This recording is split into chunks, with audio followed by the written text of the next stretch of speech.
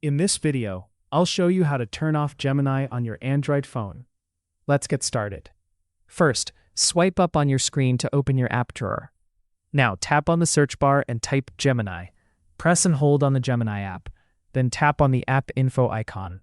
If you see an uninstall option, tap it. If not, tap force stop, then tap disable and confirm.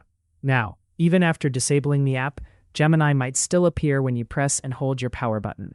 So let's turn that off too. Go back and open the Settings app. Tap on the search option and type Side button. Open it, and under Press and Hold, change it from Digital Assistant to Power Off menu. Now, go back to Settings again and search for Gemini. Tap on Gemini Settings and make sure it is turned off. If prompted, select No Thanks. Next, open the Google app. Tap your profile icon in the top right corner and go to Settings. Tap on Google Assistant. Scroll down and tap on Digital Assistants from Google. Make sure it is set to Google Assistant, not Gemini. Go back, scroll down, and tap General. Turn off Google Assistant completely. And that's it.